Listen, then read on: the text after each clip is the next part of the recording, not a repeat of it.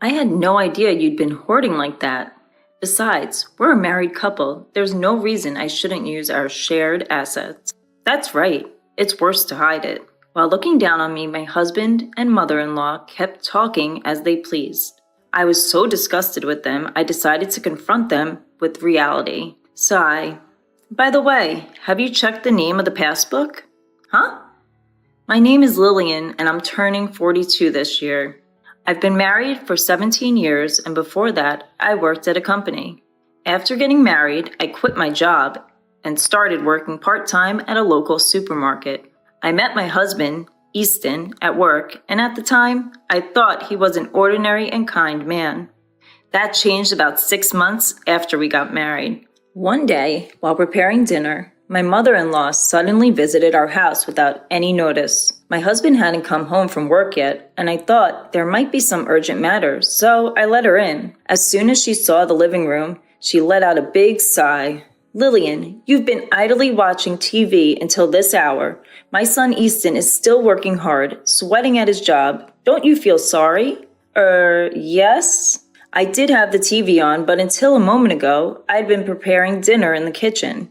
You might say I'm lazing around, but I finished my housework by morning, and I've just returned from shopping after my part-time job. Feeling irritated inside, but thinking I've done my part, I replied, I'm sorry, to my mother-in-law. She ostentatiously snorted, went into the kitchen, and started to find fault with dinner too. Oh dear, is this all we have for dinner today? Poor Easton, working so hard. I've planned for curry and salad today. The salad is in the fridge. How could you let Easton eat such a half-baked meal? I wonder what you've learned at home. Insulted not just about me, but also about my parents, I finally lost it and asked a bit harshly, Didn't you need something? Then my mother-in-law opened her eyes wide. Oh my, don't get so mad just because I looked at the dinner. She pouted her lips conspicuously and sat heavily on the sofa to watch TV. What do you need? It's not what do you need. Don't you think you should offer something to your mother-in-law who has kindly visited? Excuse me? You're such an inconsiderate person, not even serving tea. Poor Easton. She kept repeating, poor Easton. So I served her tea. But she complained about everything, including the taste of the tea, saying it was cheap. Back then, I was young and was avoiding arguing with my husband's mother, wondering if I should be considerate to her. However, taking advantage of the fact that neither my husband nor I said anything, my mother-in-law began to frequently visit our home, constantly complaining that I wasn't cleaning properly, that I was always lazy, and that I lacked discipline. After being constantly criticized at every turn, I was truly on my wit's end and decided to consult my husband about his mother. Hey, could you ask your mom to reduce the number of times she comes to our house? Why? Is it that much of a bother when mom comes over?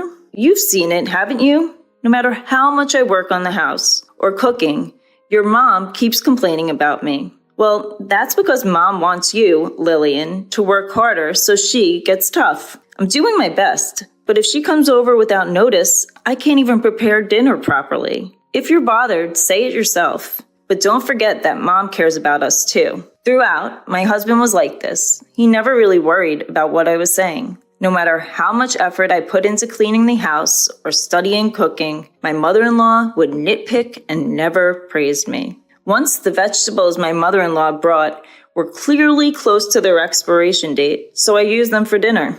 Then, my mother-in-law sighed conspicuously to serve such withered vegetables to her husband and his mother. I finally realized that she just wanted to bully her daughter-in-law.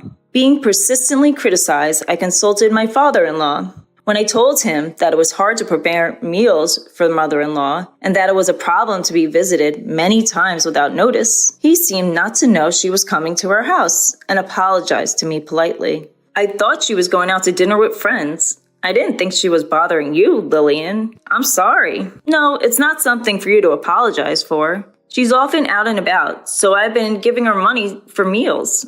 But she hasn't been taking it, has she?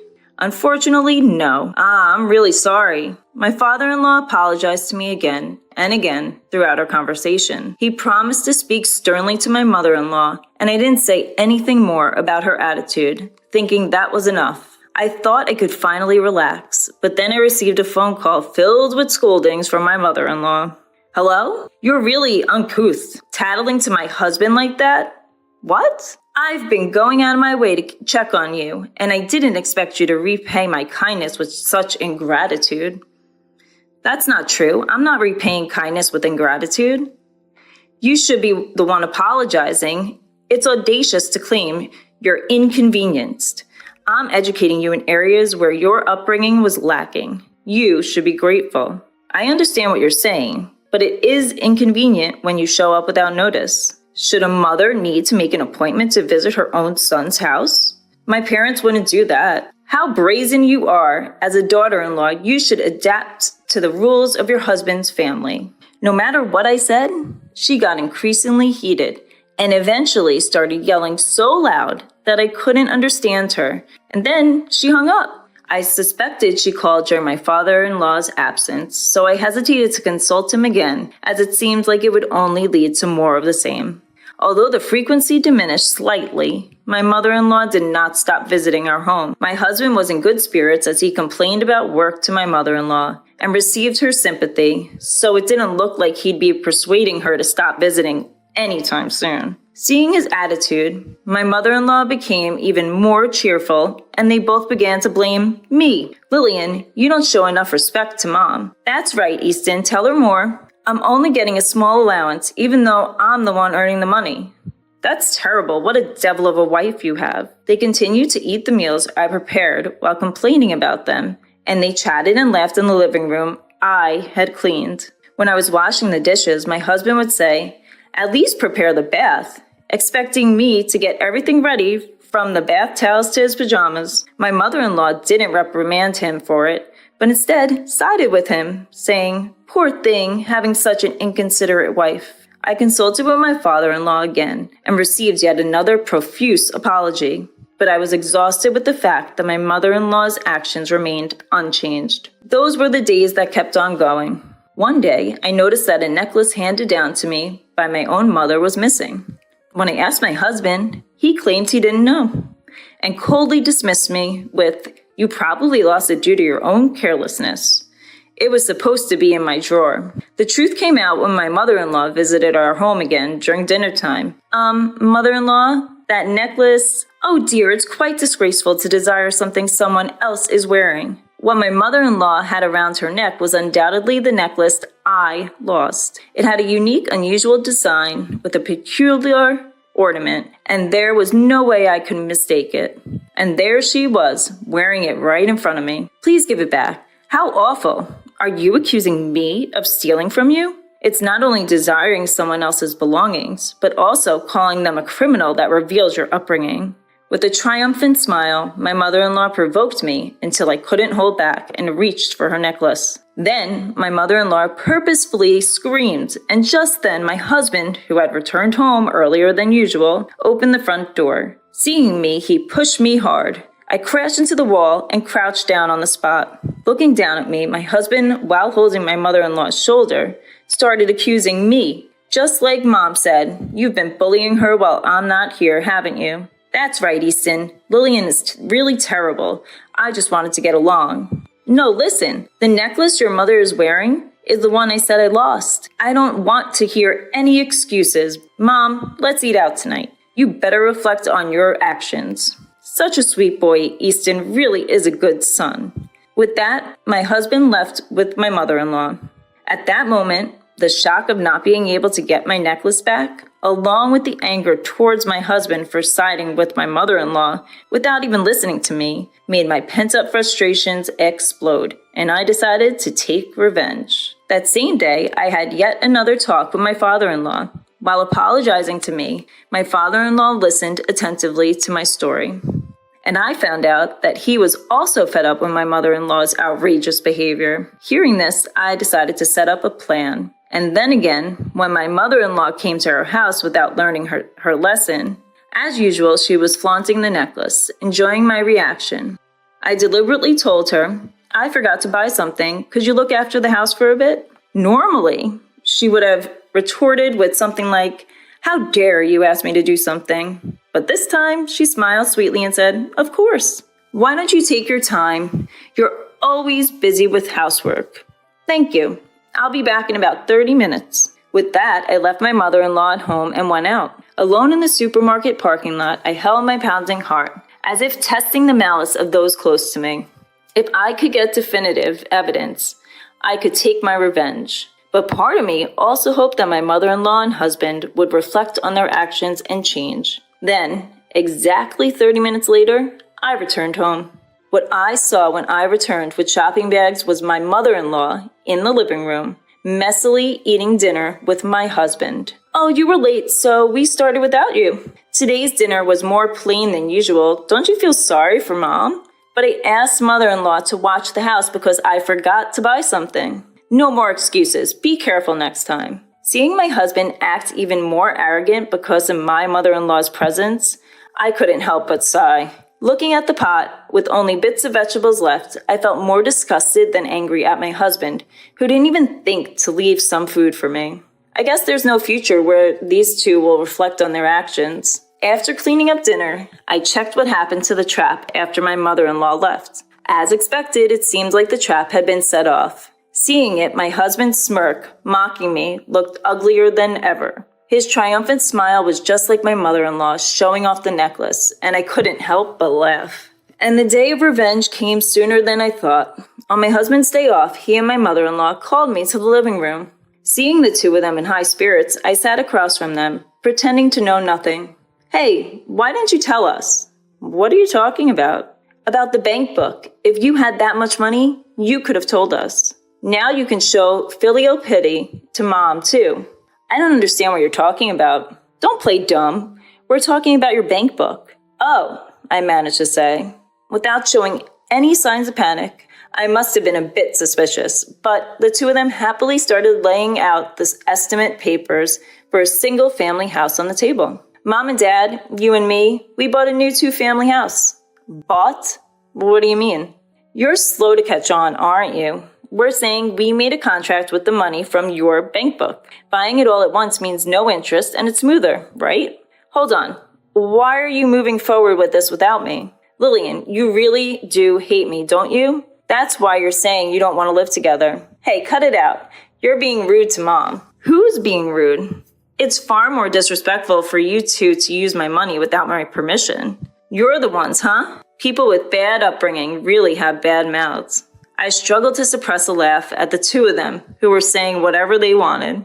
There was a part of me that was amazed at how terrible I had become, but my resolve to take revenge never wavered because it was these two who had made me this way.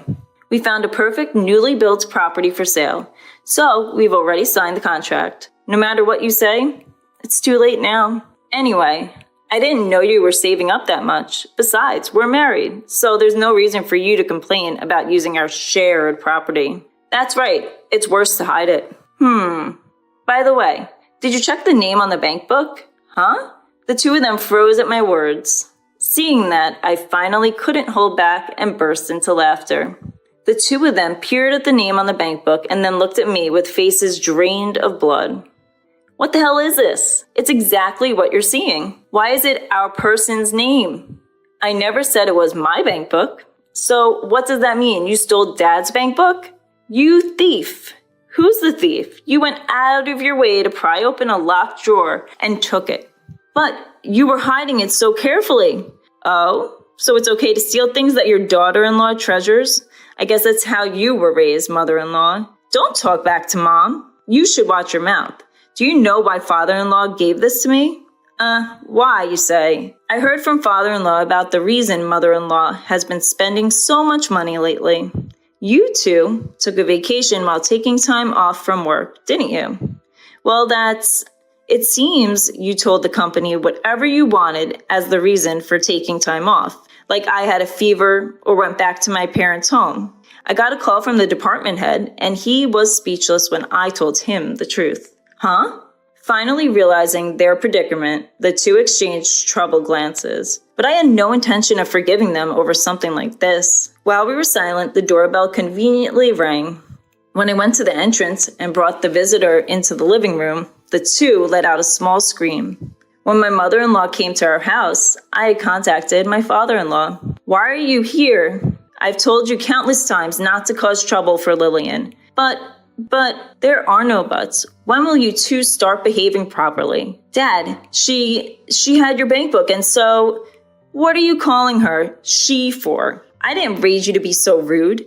You're old enough to know better. It's embarrassing to hear you calling mom all the time.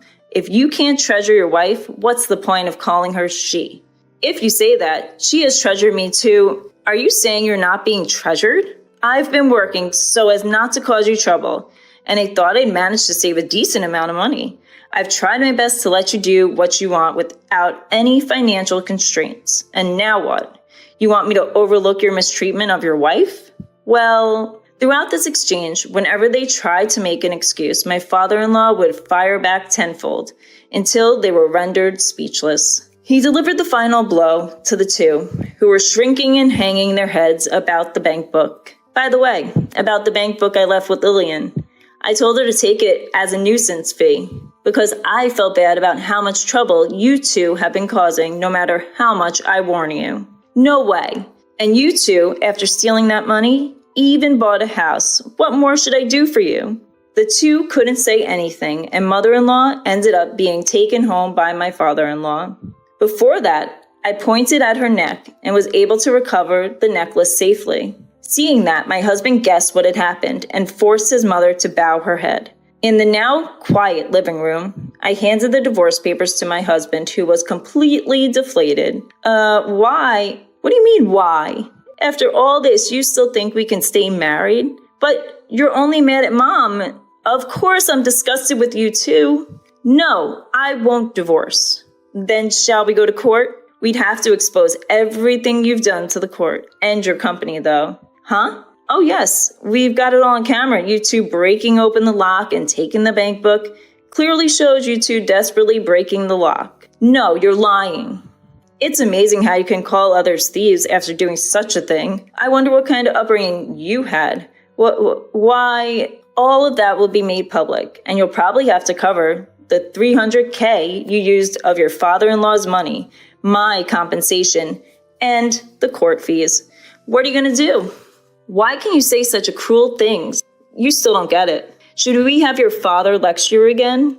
I accepted the divorce papers from my dejected husband and finally became a free woman. As for the $300K I received from my father-in-law, I decided to accept it again as a nuisance and consolation fee for my ex-husband and ex-mother-in-law. The two of them, under my father-in-law's supervision, had to work their fingers to the bone to repay him a total of 60 million yen. Once, I received an email from my ex-husband to a free email address seeming to ask for a reconciliation, but I ignored and deleted it. Thanks to being free from my source of stress, my health has improved, and I'm spending my time freely with the money I received from my father-in-law.